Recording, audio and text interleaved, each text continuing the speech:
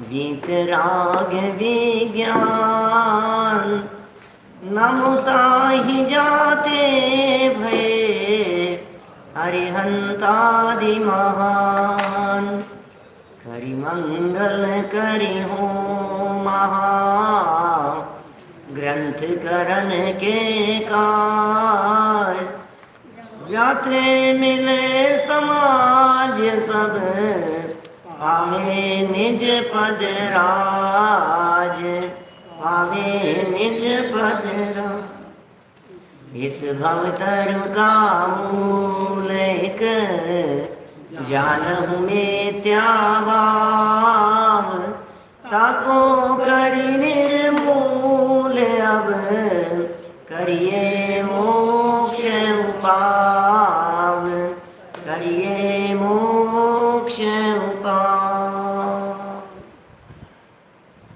मोक्ष मार्ग प्रकाशक नामक ग्रंथ आचार्य कल्प पंडित प्रवर टोडरमल जी साहब की यह रचना चरणानुयोग के व्याख्यान का विधान यहाँ प्रकरण चल रहा था। बहुत ही सुंदर स्टाइल में बात कर रहे हैं। जिस सूक्ष्मता में जाकर के बात कर रहे हैं उस सूक्ष्मता में जाकर के देखने पर चरणानुयोग स्थूल नजर आता है। क्या माने जिस सूक्ष्मता में जाकर के बात की है पंडित जी साहब ने, उस सूक्ष्मता में जाकर के यदि हम चरणानुयोग को देखने लगें तो हमें ऐसा लगेगा कि चरणानुयोग में जो प्रवृत्ति कही है, जो प्रवर्तन कहा है, वो अत्यंत स्थूल कहा गया है। बड़े अलग स्टाइल के प्रकरण हैं सब। कल हमने ऐसा भी देखा था कि भाई कभी कभी ऐसा भी होता है जब अलंकारिक दृष्टि से वर्णन किया जाता है तो बात कुछ और होती है और कह दिया कुछ और जाता है। यदि शब्दों की दृष्टि से देखा जाए तो चरणानुयोग झूठ नजर आता है, लेकिन यदि भाव की दृष्टि से देखा जाए तो वही चरणानुयोग सच्चा नजर आता है। माने भाषा असत्य हो सकती है, भाव और अभिप्राय वो सत्य है। यह किया गया कथन सत्य है या असत्य है, इस बात का निर्धारण भाषा से नहीं होता, भाव से होता है, अभिप्राय से होता है। कहने वाले व्यक्ति का अभिप्राय क्या था, उसके आधार पर इस बात का निर्णय होगा कि इसने सत्य कहा है या झूठ कहा है। कहने वाले की क्या विवक्षा थी, क्या अपेक्षा थी, उसके दिमाग में इंटेंशन क्या था, जैसा इंटेंशन उसी प्रकार का उसके बारे में सत्य और असत्य का निरूपण। देखिए बहुत सारी बातें यहाँ कल हो चुकी थी और कई स्थानों पर तो ऐसा भी होता है कि अन्य मत के उद्धरण प्रस्तुत कर दिए जाते हैं। दूसरे ग्रंथों के आधार पर, दूसरे शास्त्रों के आधार पर बातें कह दी जाती है। ऐसा भी बहुत जगह पर होता है। आज हम कुछ बात कर रहे हैं कि जिस तरह से हमने कर्णानुयोग में देखा था केवल ज्ञान गम्य सूक्ष्म बातें, वैसी चरणानुयोग में नहीं हो सकती। जैसी सूक्ष्म बातें कर्णानुयोग में कही थी ना, केवल ज्ञान गम्य थी, अब ये चरणानुयोग का जो प्रवर्तन होता है ये लोक प्रवृत्ति के अनुसार होता है। निकालिए आप पेज नंबर 282, 282 नंबर पेज। पूरा पेज पढ़ेंगे, आगे तक भी पढ़ेंगे। आज थोड़ा सा ज़्यादा पढ़ने वाले हैं। चर्चा बहुत सरल है, मज़ेदार भी है। ऐसा लगता है कि इस बारीकी में जाकर के पंडित जी ने बातों को पकड़ा है। देखिए, तथा चरणानुयोग में छद्मस्त की बुद्धि गोचर स्थूल पने की अपेक्षा से लोक प्रवृत्ति की मुख्यता सहित उपदेश देते हैं। लो क्या कितना कसावट है इस वाक्य में। छद्मस्त की बुद्धि गोचर, गोचर माने होता है ज्ञान का विषय जो पकड़ में आवे, बुद्धि गोचर जो बुद्धि में पकड़ में आवे। छद्मस्त माने हम आप जैसे लोग, जगत के साधारण जीव, इन सब जीवों के जैसे बुद्धि के माध्यम से पकड़ में आवे। क्या जिस तरह से पकड़ में आवे, ये कह रहे हैं स्थूल पने की अपेक्षा से और लोक प्रवृत्ति की मुख्यता है। लोक में कैसी प्रवृत्ति होती है, लोक में कैसा प्रवर्तन हो रहा है, उसकी मुख्यता सहित उपदेश देते हैं। परंतु केवल ज्ञान गोचर सूक्ष्मपने की अपेक्षा नहीं देते। कर्णानुयोग की चर्चाएं केवल ज्ञान गम्य है, वो सूक्ष्म है। कर्णानुयोग सूक्ष्म है, चरणानुयोग स्थूल है। चरणानुयोग दिखाई देता है, कर्णानुयोग दिखाई नहीं देता। चरणानुयोग का प्रवर्तन हम अपनी आंखों से देख सकते हैं और कर्णानुयोग की सूक्ष्मता वो केवल ज्ञान में ही दिखाई देगी। ठीक है ना, दो अनुयोगों का कंपैरिजन कर रहे हैं आपस में। पीछे जब हमने कर्णानुयोग के व्याख्यान का विधान चलाया था अलवर से, तो ध्यान होगा आप लोगों को, वहां हमने इन सब बातों को देखा था कि कोई व्यक्ति कर्णानुयोग के अनुसार प्रवृत्ति करना चाहे तो हो नहीं सकती। मैं तो कर्णानुयोग के अनुसार करूंगा, हो नहीं सकती भाई साहब। मैं तो जैसा जैसा कर्णानुयोग के अंदर लिखा है उसके अनुसार करूंगा आचरण। अब मैं गुणस्थान को चढ़ रहा हूं तो कैसे चढ़ेगा भाई? अब मैं श्रेणी चढ़ना शुरू कर रहा हूं, कैसे कैसे चढ़ेगा? वो तो कर्णानुयोग के विषय है। अब मैं अध्ययकरण में आ गया, अब अपूर्वकरण हो गया, अब अनिवृत्तिकरण में आ गया, अब दर्शन मोहनी कर्म को मैं नष्ट कर रहा हूं। बोले भाई साहब, प्रवृत्ति चरणानुयोग के अनुसार होती है, जो कर्णानुयोग की बातें हैं वे केवल ज्ञान गम्य होती हैं। हाँ, देखिए क्या कह रहे हैं, परंतु केवल ज्ञान गोचर सूक्ष्मपने की अपेक्षा नहीं देते उपदेश, क्योंकि उसका आचरण नहीं हो सकता। यहाँ आचरण करने का प्रयोजन है। चरणानुयोग का प्रयोजन क्या है पिताजी साहब? आचरण। कैसा आचरण करना है? बोले चरणानुयोग देखो, चरणानुयोग के अनुसार आचरण होगा।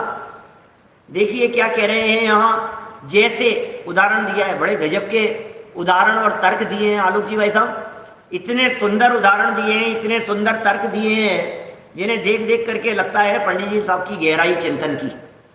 अणुव्रति के त्रस हिंसा का त्याग का है। अणुव्रति शेरडाला की लाइन है, त्रस हिंसा को त्याग वृथा था वरन सहारे। त्रस हिंसा को त्याग वृथा था वरन सहारे। आगे नहीं, आगे तो सत्यानुव्रत के संदर्भ में है। तो त्रस हिंसा को त्याग करके वृथा स्थावर जीवों की विराधना नहीं करे।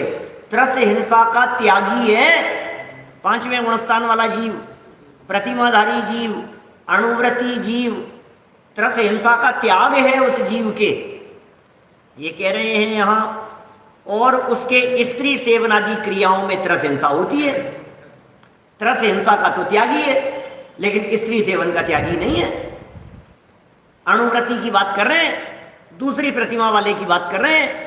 सातवीं प्रतिमा वाला उससे भी विरक्त हो जाएगा। तो दूसरी प्रतिमा वाला, तीसरी प्रतिमा वाला, चौथी पांचवी प्रतिमा तक ये स्त्री सेवन का त्यागी नहीं है, और वहां त्रस हिंसा होती है। ये भी जानता है, इस बात की खबर भी है उसे कि जिनवाणी में यहां त्रस कहे हैं, परंतु इसके त्रस मारने का अभिप्राय नहीं है। जानता है त्रस जीवों की हिंसा हो रही है, लेकिन त्रस मारने का अभिप्राय नहीं है। और लोक में जिसका नाम त्रस घात है उसे नहीं करता, इसलिए उस अपेक्षा उसके त्रस हिंसा त्याग है। पंचम गुणस्थानवर्ती के त्रस हिंसा का त्याग है, तो किस अपेक्षा से त्याग है? बोले चींटी नहीं मारता, मच्छर नहीं मारता, कीड़े मकोड़ों की विराधना नहीं करता, छिपकली नहीं मारता, मकड़ी नहीं मर जाए। चूहे तो सहनी पंचेंद्रिय हो गए, चूहों की तो क्या बात करें, वो तो बहुत मोटे स्थूल जीव हो गए। चूहे कोई झाड़ू में थोड़ी ना मारे जाते हैं, लेकिन झाड़ू बुहारी लगने से जिनकी हिंसा हो जाए उसमें भी वो सावधान रहता है। चींटी, मक्खी, मच्छर, कीड़े मकोड़े, ये जहां मरने की संभावना होवे, बोले बहुत सावधान रहता है, बिल्कुल त्रस हिंसा नहीं होगी।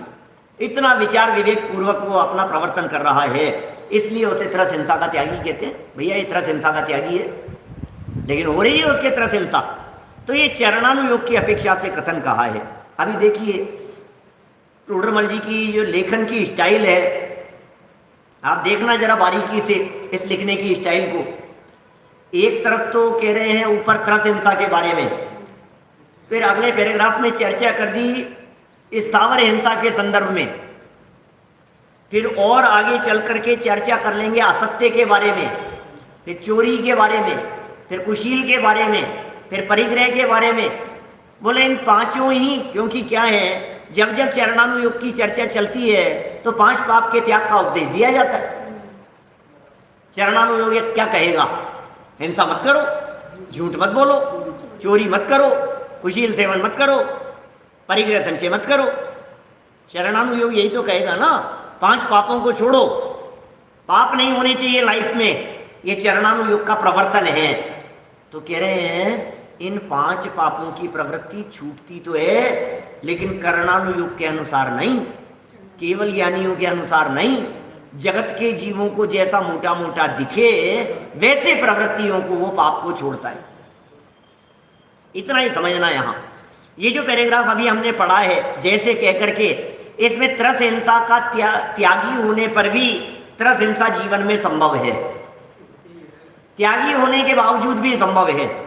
अभी देखिए कह रहे हैं आगे स्थावर के संदर्भ में, तथा मुनि के स्थावर हिंसा का भी त्याग कहा है, अणुव्रतियों के तो त्रस हिंसा का कहा है त्याग, मुनिराजों के स्थावर हिंसा का भी त्याग कहा है। परंतु मुनि पृथ्वी जलादि में गमन आदि करते हैं, क्या गमन कर रहे हैं?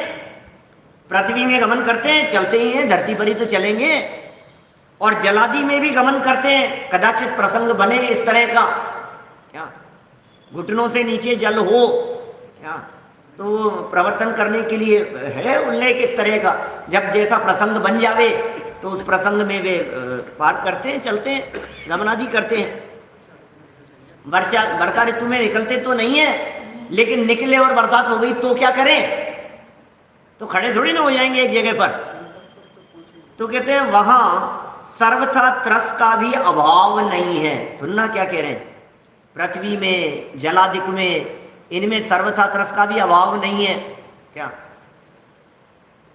क्योंकि त्रस जीवों की भी अवगाहना इतनी छोटी होती है कि जो दृष्टि गोचर न हो।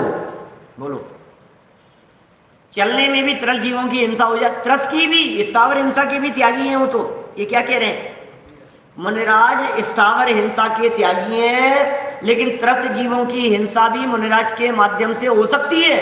क्या बात कह रहे हो पंडित जी साहब, कि हाँ गमन करते हैं, पृथ्वी पर चलते हैं, मिट्टी में गमन करते हैं। अब मिट्टी में सूक्ष्म त्रस जीव भी होते हैं, धरती पर भी होते हैं, जलादिक में भी होते हैं। त्रस हिंसा करने का अभिप्राय नहीं है, वृथा स्थावर जीवों की हिंसा का भी अभिप्राय नहीं है।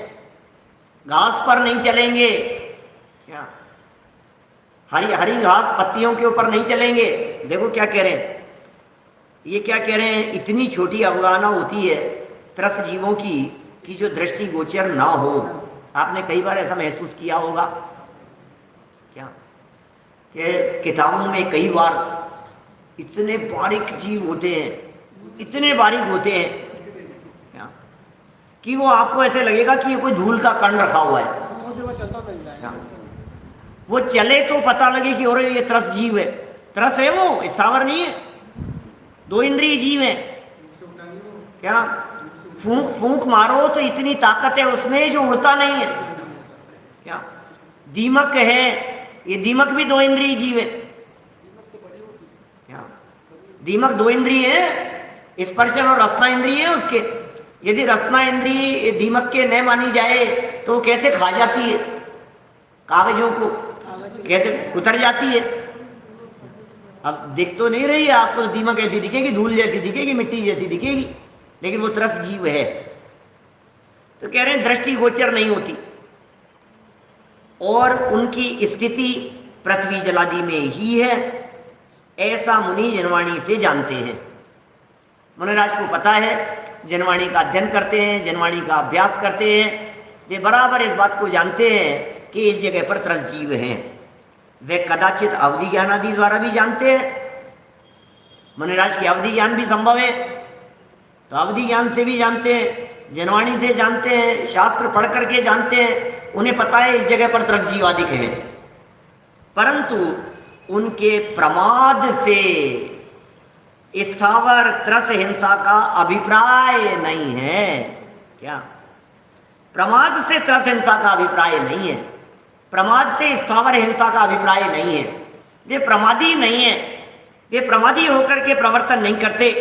क्या माने जगत में स्थावर हिंसा किसे कहा जाता है? जगत में स्थावर हिंसा जिसे कहा जाता है वैसी हिंसा उनके नहीं हो रही है। जगत में स्थावर हिंसा जिसे कहा जाता है या त्रस हिंसा जिसे कहा जाता है वैसी हिंसा उनके नहीं हो रही है। इसलिए त्रस और स्थावर दोनों प्रकार की हिंसा के त्यागी हैं मुनिराज। देखिए ऐसा होता है ना, जगत में स्थावर हिंसा किसे कहते हैं बतलाइए? पृथ्वी खोदना, क्या कुल्हाड़ी लेकर के पेड़ को काटना, ग्रास कटिंग आपके अमेरिका में सब जगह चलती है। क्या करो? ग्रास कटिंग, घास काट रहे हैं, पेड़ काट रहे हैं, कटवा रहे हैं, उनकी शेप दे रहे हैं, घर में लगा रखे हैं, माली आता है, काटते हैं, कटवाते हैं। ये सब स्थावर हिंसा है। बिना मतलब हवा चल रही है, हवा चला रहे हैं, पंखा चला रखा है। अरे पंखे चलने में तो स्थावर जीवों की हिंसा कही है, स्थावर नहीं त्रस की। पंखा चलने में त्रस जीवों की हिंसा है। हमारे अलवर के पंडित किशन चंद जी साहब जब चरणानुयोग पढ़ाते थे, करणानुयोग के विशेषज्ञ विद्वान, अष्टमी चतुर्दशी को जब वे चरणानुयोग पढ़ाते थे तो वे कहते थे पंखे के नीचे बैठ करके किया गया भोजन अभक्ष्य भोजन है। और हम बहुत बार सावधानी रखते हैं इस तरह की कि जब भोजन कर रहे हो तो माथे पर पंखा नहीं चल रहा हो, क्योंकि वो जो त्रस हिंसा हो रही है ना, उस पंखे से जो कट रहे हैं जीव, वो आपके भोजन में गिर रहे हैं। अरे नहीं साहब क्या? अरे भाई दिखते नहीं है, वो आंखों से दिखने जैसे नहीं है। सावधानी रखिए जितना निभ सके। अरे साहब गर्मियों का मौसम आ रहा है, पंडित जी आज आपने कैसी बात कह दी। क्या? अरे भाई 15 मिनट भोजन करने में तो कम से कम सावधानी रखो, माथे पर तो न चले कम से कम। बहुत सारे श्रावक ऐसे हैं जो अपने हाथ से पंखा नहीं चलाते। क्या? अपने यहाँ हुक्मचंद जी लोढ़ा साहब आते थे, बहुत सारे लोग हैं ऐसे जो अपने हाथ से पंखा नहीं चलाते। दूसरे ने चला दिया तो ठीक है, और यदि दूसरा चलाने वाला नहीं है तो खुद चलाएंगे नहीं, और चलाने के लिए कहेंगे भी नहीं। बोलो आप, ताराबेन वगैरह बहुत सारे लोग हैं इस तरह के। खैर कोई बात नहीं, जितना निभ सके उतना निभाना चाहिए। मैं कोई यहाँ अति नहीं कर रहा हूँ, लेकिन समझदारी की बात बतला रहा हूँ। जितना आप निभा सकें, जितना आप कर सकें, जितना आपसे संभव हो। अष्टमी चतुर्दशी के दिन, अष्टानिका के समय में, 10 लक्षण पर्वों के समय में, अभी 10 लक्षण पर्व शुरू होने वाले हैं चैत्र मास के, है ना। आज 10वीं हो गई ना, आज पंचमी से शुरू होंगे, 10वीं हो गई तो मतलब 5 या 10 दिन बाद शुरू होने वाले हैं। कहने का मतलब ये है कि जितना संभव हो सके। क्या ये सामने हमारे लिख रहे हैं कि भाई 10 वर्ष से लाइट पंखे का त्याग है, बहुत अच्छी बात है। मैंने जितना आप कर सको उतना कीजिए ना। हाँ तो नहीं जलाते अपने हाथ से, क्यों जलाएं? क्या जरूरत है? जिसे जलानी होगी वो जला लेगा, नहीं तो हम बैठे अपनी मौन सो, अपने क्या है, अपने शांति से बैठे हैं अपन। देखिए मेरा कहने का मतलब ये है, अभी ये पंखा आदि चलाना, जल धुलना, नल पानी बहाना, ये तो बहुत हिंसाएं होती है इसमें। इसलिए आराधक व्यक्ति कम से कम जल का प्रयोग करता है, कम से कम जल का प्रयोग। पानी नहीं ढोलेगा, जबरदस्ती पानी नहीं बहता रहे, है ना। इतनी सावधानी की बातें। अब ये चरणानुयोग के प्रकरण है भाई साहब, चरणानुयोग का निषेध नहीं करना और चरणानुयोग की खिल्ली भी नहीं उड़ाना, चरणानुयोग का मजाक नहीं उड़ाना, नहीं तो एक इंद्री में जाकर के पैदा हो जाओगे। जरा सावधानी रखना अपने विचारों और अपने परिणामों में। अरे नहीं क्या है, अरे भाई साहब ये जो है ना एक इंद्री बना देगी आपको। आप कम से कम करुणा का परिणाम तो रखो। नहीं निभ पा रहा है तो कोई बात नहीं, जिन वचनों के ऊपर श्रद्धा जरूर रखना, जिनवाणी के वचनों पर भरोसा रखना। ये जो बातें कही जा रही है, हम थोड़ी ना कह रहे हैं, टोडरमल जी लिख रहे हैं यहाँ पर, देखिए लोक में स्थावर हिंसा किसे कहा जाता है। ये कह रहे हैं तथा लोक में भूमि खोदना, इसे हिंसा कहा जाता है। अरे जमीन मत खोदो यार, आप क्यों जबरदस्ती जमीन खोद रहे हो। अथवा अप्रासुक जल से क्रिया करना, ये स्थावर हिंसा कहा जाता है, जल का एक जीवों की हिंसा। इत्यादि प्रवृत्ति का नाम स्थावर हिंसा है, और स्थूल त्रस जीवों को पीड़ित करने का नाम त्रस हिंसा है। जगत में जैसे स्थावर हिंसा कहा जाता है, जगत में जैसे त्रस हिंसा कहा जाता है, उसे नहीं करते मुनिराज, इसलिए मुनि को सर्वथा हिंसा का त्याग कहते हैं। क्या? तथा इसी प्रकार असत्य, स्तेय, अब्रह्म, परिग्रह का त्याग कहा है। बोलो, पांचों पापों का त्याग है। ऐसी स्थूलता की अपेक्षा से मोटा मोटा मुनिराज के जीवन में ये 5 पाप नहीं है, हिंसा के त्यागी है, फिर भी गमन कर रहे हैं। हाँ भाई साहब, स्थावर हिंसा के त्यागी हैं, तो फिर सांस लेते हैं कि नहीं? ये कुतर्क करते हैं बहुत सारे लोग दुनिया में, तो फिर तो आप सांस भी नहीं लेंगे, फिर तो आप बोलते क्यों हो? बोलने में भी तो स्थावर जीवों की हिंसा हो रही है, चलने में भी तो हिंसा हो रही है, श्वास में भी तो हो रही है, उसमें भी तो स्थावर जीव मर रहे हैं। अरे भैया, ये अशक्य अनुष्ठान के अंतर्गत आता है। कुछ ऐसे अनुष्ठान होते हैं, कुछ ऐसी क्रियाएं होती है जो अशक्य कहलाती है। क्या? अशक्य है। हाँ, उस परिस्थिति में भाव क्या थे वो देखा जाता है। अशक्य बातें जहां हो वहां आप सावधान रहें।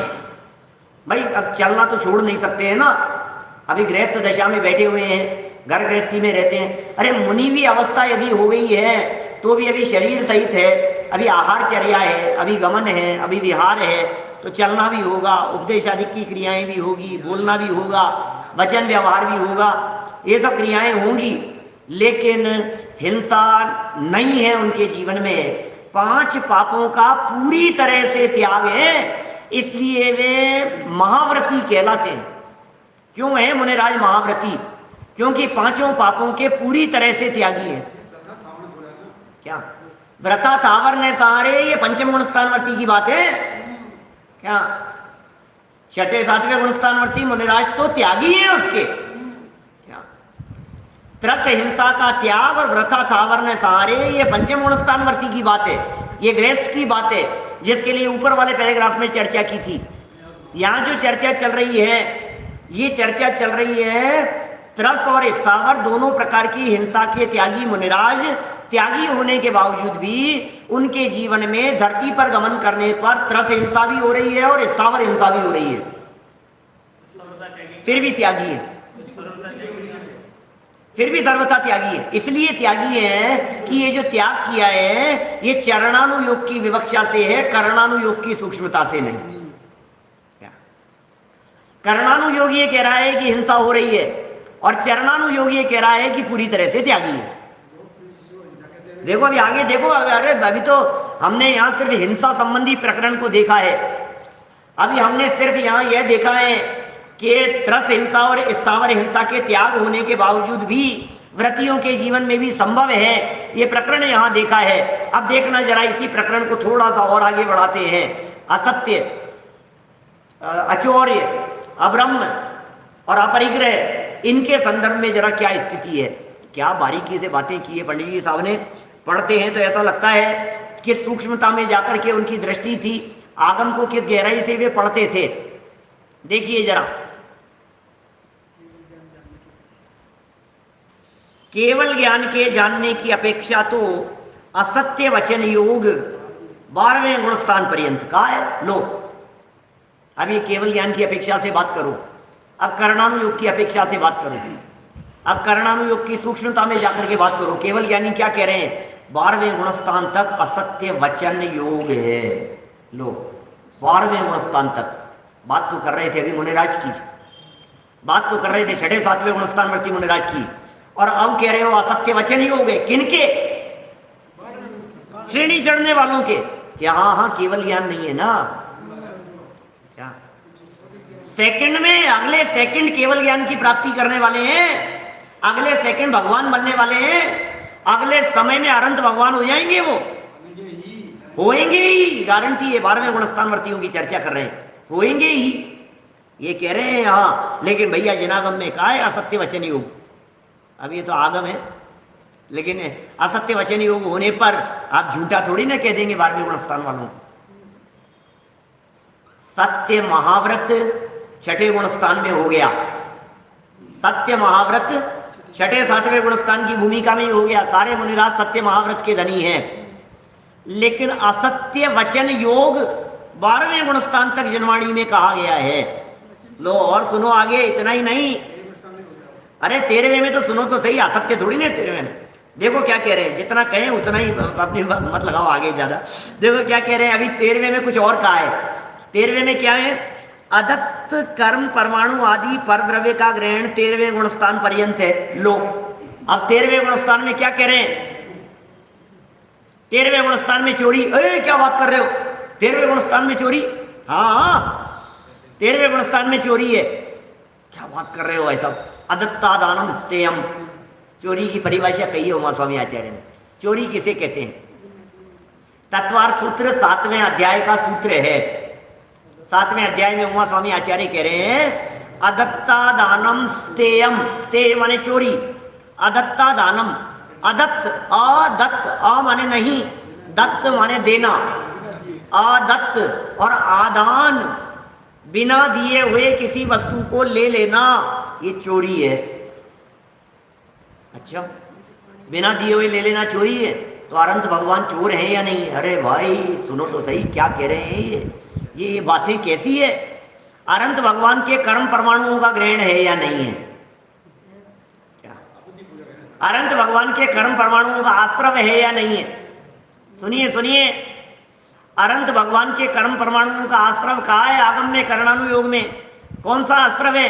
सात्विक। दो तरह के आश्रव होते हैं, एक होता है ईरियापथ आश्रव, एक होता है सांप्रदायिक आश्रव। दीपेश जी, दो तरह के आश्रव होते हैं, ईरियापथ आश्रव और सांप्रदायिक आश्रव। ईरियापथ आश्रव क्या होता है? बिना कषाय वाले जीवों के होता है, और सांप्रदायिक आश्रव होता है वो कषाय वाले जीवों के होता है। जो सांप्रदायिक आश्रव है उसमें कर्म आकर के चिपकते हैं, बंधते हैं लंबे समय के लिए, स्थिति और अनुभाग पड़ता है उनका। लेकिन जो ये ईरियापथ आश्रव है ये सूखी दीवार पर फेंकी गई धूल के समान होता है, जो टच होकर के छूट जाता है, बस इतना सा आश्रव है अनंत भगवान के। क्या तत्वार सूत्र में सूत्र है एक, स कषाया कषाय हो सांप्रदायिक ईरियापथी हो। तो ये जो सूत्र का है, बोले टच हुआ और गिर गया, तो बोले कर्म परमाणु आए तो थे ना, टच तो हुए थे ना, ग्रहण करने में आए कि नहीं उनके? योग चंचलता है नहीं भी अनंत के कि है भाई साहब? तो फिर क्या पूछ करके लिए उन्होंने? बिना पूछे लिए। तो चोरी है कि नहीं है? अरे भाई अब ये तो, अब ये इसको चोर नहीं कहते, लेकिन इसे चोरी नहीं कहते।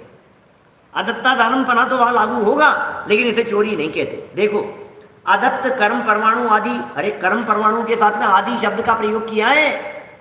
पीछे पंडित जी ने दूसरे तीसरे अधिकार में एक प्रकरण आया था, जिस प्रकरण में उन्होंने ये बातें को खोला था थोड़ा सा पीछे इसी ग्रंथ में, और वहां उन्होंने चर्चा की थी कि सुनो, अकेले कर्म परमाणुओं का ही ग्रहण नहीं हो रहा, प्रति समय औदारिक शरीर के योग्य, परम औदारिक शरीर के लिए आहार वर्गणाओं का भी ग्रहण हो रहा है।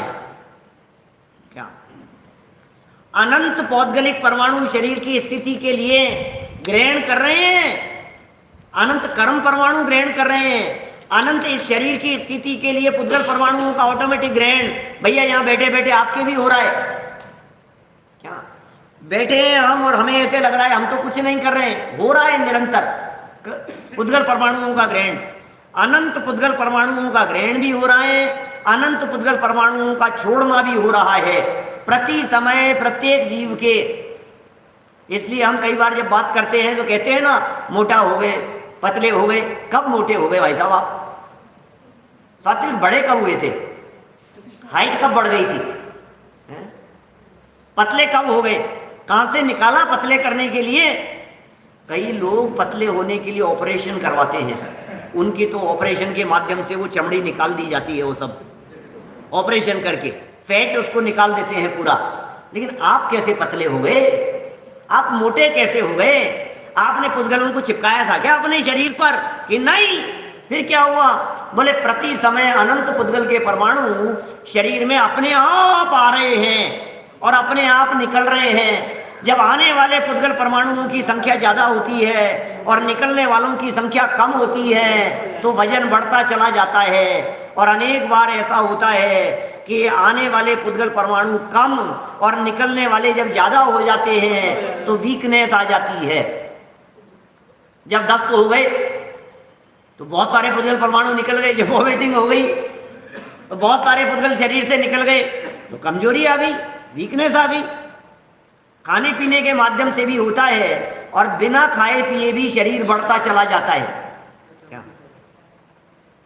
कुछ नहीं खाते हैं, थोड़ा सा खाते हैं और वजन बढ़े जा रहा है, और बहुत खाते हैं और वजन नहीं बढ़ रहा है। इसका मतलब खाने पीने से वजन का संबंध डायरेक्ट है नहीं। क्या ये कह रहे हैं केवली भगवान के होता है वैसा वैसा। बोलो 13वें गुणस्थान पर्यंत है, ठीक है। और आगे बढ़े, वेद का उदय 9वें गुणस्थान पर्यंत है। क्या जैसे ऊपर का असत्य वचन योग 12वें गुणस्थान तक है, फिर भी झूठ नहीं है। केवलियों के आदत्त कर्म परमाणुओं का ग्रहण है, आदि मतलब आहार वर्णा का ग्रहण भी है, तो भी वे चोर नहीं है। वेद का उदय 9वें गुणस्थान पर्यंत है, उसके बावजूद भी उनके कुशील का पाप नहीं है। अंतरंग परिग्रह 10वें गुणस्थान पर्यंत है, 10वें गुणस्थान तक अंतरंग परिग्रह है। और बाह्य परिग्रह समव शरणादि तो केवली के भी होता है। लो क्या बातें कहाँ से लाए हैं पांचों पाप, किस स्टाइल में बढ़ रहे हैं, एक एक पाप की चर्चा कर रहे हैं और एक एक पाप के लिए कहाँ से चिंतन और कहाँ से शब्दावली निकाल करके लाए हैं, खोज करके। ये टोडरमल जी साहब की गहराई है साहब। माने हम आपको यदि इन बातों के, अभी चरणानुयोग के बारे में आपको लिखने के लिए कह देवे, ये 15 पेज लिख सकते हैं कि चरणानुयोग के बारे में, जिसमें एक प्रवृत्ति की चर्चा नहीं की, न अणुव्रतों का वर्णन किया, न महाव्रतों का वर्णन किया, न श्रावकाचार का वर्णन किया, न 4 प्रकार के शिक्षा व्रतों का वर्णन किया, न 3 प्रकार के गुण व्रतों का वर्णन किया, न दिग्व्रत बतला रहे हैं, न देश व्रत बतला रहे हैं। और उसके बावजूद इतने पेज चरणानुयोग के बारे में लिख देना, ये टोडरमल जी की सूक्ष्म दृष्टि है भाई साहब। लिख कर आप सोचो जरा, कल्पना तो करो। अरे मैं तो कह रहा हूं पढ़ लेने के बाद जरा एक पेज लिख करके दिखाओ आप चरणानुयोग के बारे में, जिसमें आचरण और प्रवर्तन की चर्चा नहीं हो। ये क्या व्याख्यान का विधान समझा रहे हैं, क्या तर्क दे रहे हैं, किस सूक्ष्मता में जाकर के बात कर रहे हैं। हो गए 4 पाप, 5वां भी हो गया। बाह्य परिग्रह समव शरणादि केवली के भी होता है, परंतु ये 5 बातें इनके जीवन में होने के बावजूद भी व्रतियों के, त्यागियों के, अरंतों के, 12वें गुणस्थान वालों के, श्रेणी चढ़ने वालों के जीवन में ये सारी अंतरंग स्थिति ऐसी होने पर भी, परंतु मुनि को प्रमाद से पाप रूप अभिप्राय नहीं है। बोलो प्रमाद से पाप रूप अभिप्राय नहीं है।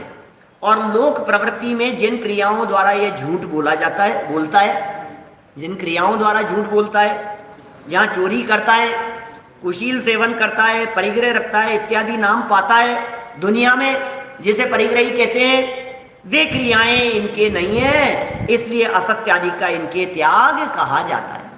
क्या दुनिया में जिसे हिंसा, झूठ, चोरी, कुशील, परिग्रह कहा जाता है, वो सब ऐसे मुनिराजों के जीवन में नहीं है, इसलिए त्यागी है। कोई व्यक्ति ऐसा गलतफहमी नहीं हो जाए, अरे यार मुनिराज तो पीछे कमंडल रखते हैं, परिग्रह त्याग कैसे कह रहे। क्या परिग्रह 24 भेद त्याग करे मुनिराज जी, उत्तम आकिंचन ने धर्मकार गए ना, परिग्रह 24 भेद त्याग करे मुनिराज जी। तो कैसे त्याग है उनके 24 भेदों का? तिसना भावे उच्छेद घटती जान घटाए, तृष्णा भाव का उच्छेद है। क्या इसलिए उनको 24 प्रकार के परिग्रहों का त्यागी कहा है। कैसे हैं 24 प्रकार के परिग्रहों के त्यागी? अभी संजरण कषाय नहीं है क्या? 10वें गुणस्थान तक सूक्ष्म लोभ नहीं है क्या? और 24 प्रकार के परिग्रहों के नाम बतलाओ। 10 तो बहिरंग है और 14 अंतरंग है। तो 14 अंतरंग में मिथ्यात्व, क्रोध, मान, माया, लोभ और फिर हास्य, रति आदि 9, ये भी तो परिग्रह हैं, इन्हें अंतरंग परिग्रह कहा गया है। ये सब होने के बावजूद भी क्योंकि उनके करने का अभिप्राय नहीं है, रखने का अभिप्राय नहीं है, इसलिए उन्हें त्यागी कहा जाता है।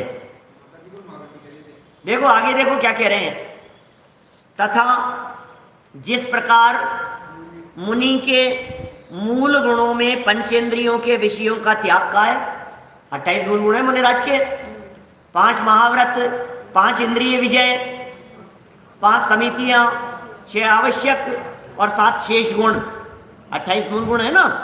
तो अभी जो ऊपर जो चर्चा की है ये तो 5 महाव्रतों के संदर्भ में चर्चा की। अब कह रहे हैं 5 इंद्रिय विषयों के संदर्भ में मुनिराजों को त्यागी है, इंद्रिय विषयों के त्यागी है ना मुनिराज, परंतु इंद्रियों का जानना तो मिटता नहीं है। लो 5 महाव्रत होने के बावजूद भी और 5 इंद्रिय विजय होने के बावजूद भी इंद्रियों से जानना तो मिटता नहीं है। और विषयों में राग द्वेष सर्वथा दूर हुआ हो तो यथा क्या चारित्र हो जाए, सो हुआ नहीं है। लो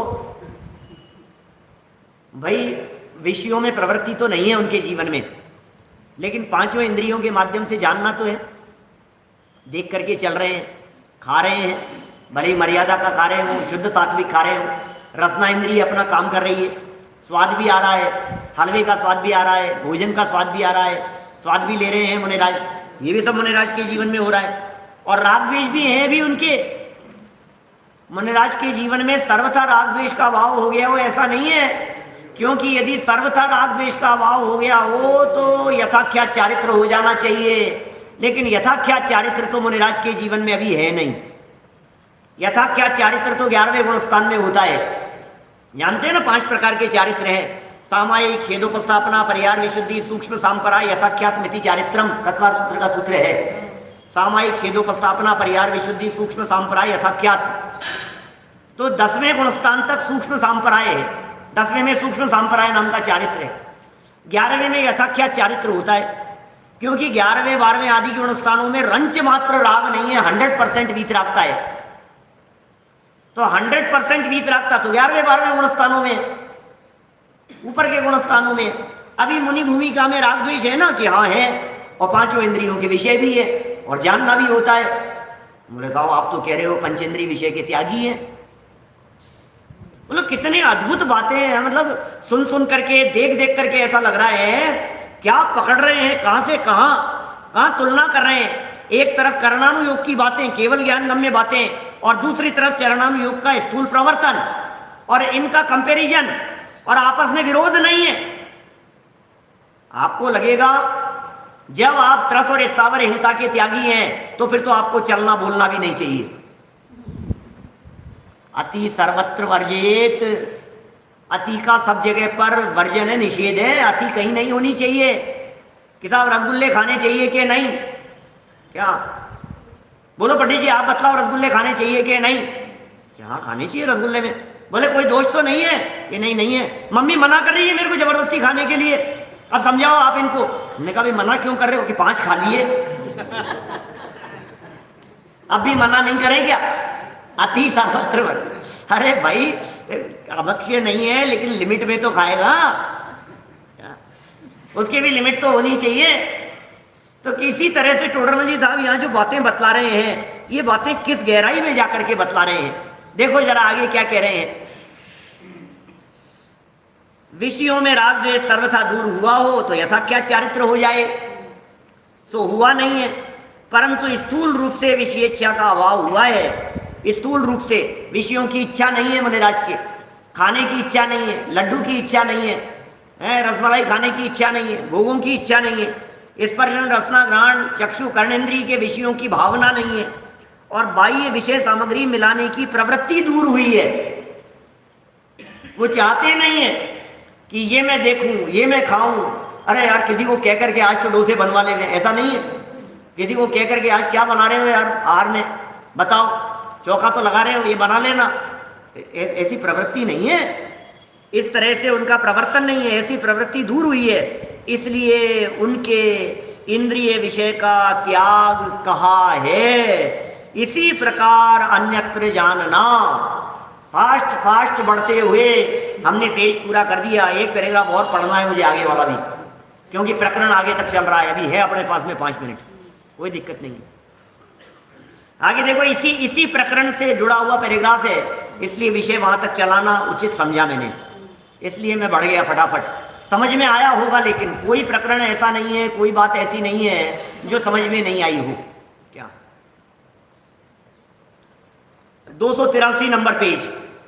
तथा व्रती जीव त्याग व आचरण करता है, व्रती जीव त्याग करता है, व्रती जीव आचरण करता है, सो चरणानुयोग की पद्धति अनुसार व लोक प्रवृत्ति के अनुसार त्याग करता है। आपने त्याग कैसे किया था बताओ?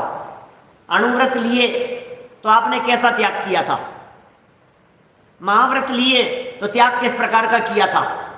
महाव्रत लिए तो 5 प्रकार के पापों का सर्वथा त्याग किया था ना। लेकिन ऐसा त्याग थोड़ी ना किया था कि अब हम बोलेंगे ही नहीं, ऐसा तो नहीं होगा। जैसे किसी ने त्रस हिंसा का त्याग किया, बहुत गजब के वाक्य हैं, बहुत गजब की गहराई है, जरा देखना। जैसे किसी ने त्रस हिंसा का त्याग किया, वहां चरणानुयोग में वे लोक में जिसे त्रस हिंसा कहते हैं उसका त्याग किया है। बोलो, आप यदि त्रस हिंसा का त्याग कर रहे हैं, आपने यदि त्रस हिंसा का त्याग किया है, आपने यदि स्थावर हिंसा का त्याग किया है, तो ये त्रस और स्थावर जीवों की हिंसा का त्याग जैसा लोक में जिसे त्रस स्थावर हिंसा कहते हैं उसका त्याग किया है। केवल ज्ञानादि द्वारा जो त्रस देखे जाते हैं उनकी हिंसा का त्याग बनता ही नहीं है। क्या?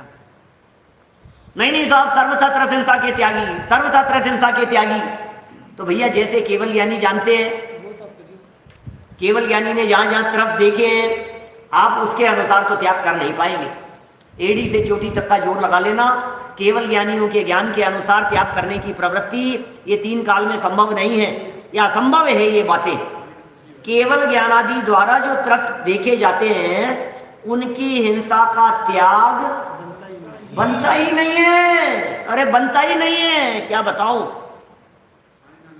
केवल ज्ञानियों के ज्ञान के अनुसार आप तो खाना ही नहीं खा सकते हो, फिर तो ही आप भोजन नहीं कर सकते हो, आप गेहूं की रोटी नहीं खा सकते हो, आप बाजरा नहीं खा सकते हो, आप चना नहीं खा सकते हो, आप एप्पल नहीं खा सकते हो, आप पानी नहीं पी सकते हो। क्योंकि केवल ज्ञानी के ज्ञान में जो झलक रहा है वो तो बातें क्या झलक रही है भाई साहब, ये क्या बात कह रहे हैं पंडित जी साहब। बोले हिंसा का त्याग उनके अनुसार बनता ही नहीं है। वहां सुनना क्या कह रहे हैं, वहां जिस त्रस हिंसा का त्याग किया उस रूप माने जिसका त्याग किया ना उस रूप मन का विकल्प न करना सो मन से त्याग है। त्रस हिंसा का त्याग किया था तो त्रस हिंसा संबंधी मन में विकल्प नहीं आ रहा, यार मार दो ना बच्चर को, ऐसा भाव नहीं आएगा, ये मर जाए ऐसा भाव नहीं आएगा। वचन न बोलना, मार दो ना कि साहब गुड नाइट लगा दूं क्या महाराज, लगा दे यार कोई बात नहीं, मैं तो थोड़े लगा रहा हूं, लगा दे कोई बात नहीं, बहुत मच्छर बहुत ज्यादा हो रहे हैं, ऐसा नहीं कह सकते। वचनों में त्याग है उनके, सो वचन से त्याग है। और काय द्वारा नहीं प्रवर्तना सो काय से त्याग है। तीनों प्रकार से त्याग है, मन वचन काय तीनों प्रकार से मुनिराज त्रस आदि के हिंसा के त्यागी हैं। क्या? तीनों प्रकार से, मन से भी नहीं, वचन से भी नहीं और काय से भी नहीं, सब प्रकार से उन्होंने त्रस हिंसा का त्याग कर दिया है। अब मन वचन काय तीनों से प्रवृत्ति नहीं होने के बावजूद भी त्रस हिंसा हो रही है कि नहीं? बोले हो तो रही है, तो फिर त्याग करके भी, तो फिर त्याग में दोष लग रहा होगा? बोले नहीं लग रहा है। हिंसा होते हुए बोले नहीं लग रहा है। क्या? यद्यपि क्या कहते हैं वो, सूक्ष्मापि न खलु हिंसा पर वस्तु निबंधना भवति पुंस है, हिंसाए तन निर्वृत्ति परिणाम विशुद्ध है तदपि कार्या। बस सूक्ष्मापि न खलु हिंसा, सूक्ष्म से सूक्ष्म हिंसा भी पर वस्तु के कारण नहीं होती और परिणामों की विशुद्धि उनके है। इसलिए बाहर में हिंसा होती हो तो भी परिणाम विशुद्धि है, इसलिए परिणाम विशुद्धि के कारण उन्हें हिंसा नहीं कही जाती है। काय द्वारा नहीं प्रवर्तना सो काय से त्याग। इस प्रकार अन्य त्याग व ग्रहण होता है सो ऐसी पद्धति सहित ही होता है, ऐसा जानना। इसका मतलब जब जब आप त्याग करेंगे, जब जब आप किसी वस्तु का ग्रहण करेंगे, तो लोक प्रवृत्ति के अनुसार करेंगे। दुनिया में जिसे हिंसा कहा जाता है, दुनिया में जिसे झूठ बोला जाता है, दुनिया में जिसे चोरी कहा जाता है, दुनिया में जिसे कुशील परिग्रह कहा जाता है, उनको, उन बातों को ध्यान में रखकर यदि आप प्रवर्तन करेंगे तभी आप दृढ़ता पूर्वक इन बातों को निभा पाएंगे, अन्यथा तो सब अनर्थकारी है। इस तरह से ये चरणानुयोग के व्याख्यान का विधान है। और पंडित जी साहब ने जिस तरह से इस प्रकरण को खोला है उसे देख करके सच में बहुत महिमा आती है पंडित जी साहब की, क्योंकि कहाँ त्रस हिंसा के त्याग की बात कही, फिर स्थावर हिंसा के त्याग की बात कही, बोले फिर झूठ कहाँ तक हो जाता है, असत्य वचन योग कहाँ तक का है, 12वें गुणस्थान तक असत्य वचन योग कह दिया, 13वें गुणस्थान में अदत्ता दान कह दिया, फिर उसके बाद में 9वें गुणस्थान तक अब्रह्म कह दिया, वेद कषाय का उदय कह दिया, फिर उसके आगे परिग्रह का सद्भाव अंतरंग परिग्रह 10वें गुणस्थान तक कह दिया, और बहिरंग परिग्रह 13वें गुणस्थान में समोह शरणादिक का कह दिया। कहाँ तक जाकर के बात की है पंडित जी साहब ने। तो इन सब बातों को ध्यान में रखते हुए हमें अपने जीवन में जो प्रवर्तन करना है, जो प्रवृत्ति करनी है, वो पूरी की पूरी प्रवृत्ति चरणानुयोग के अनुसार करनी है, लोक प्रवृत्ति के अनुसार करनी है। ऐसी बात यहाँ जानना चाहिए। अब फिर प्रश्न उठाया है कि साहब केवल ज्ञान की अपेक्षा से तारतम्य का है, 6ठे 7वें गुणस्थान में सर्वथा 12 अविरतियों का अभाव का है, सो किस प्रकार कहा है और क्या क्या बातें हैं। इस प्रकरण को कल आगे बढ़ाएंगे। अभी की बात को यही विराम।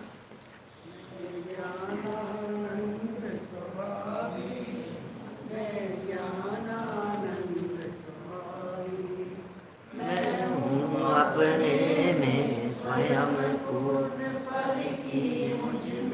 कुछ गंध नहीं, मैं रस रूपी स्पर्श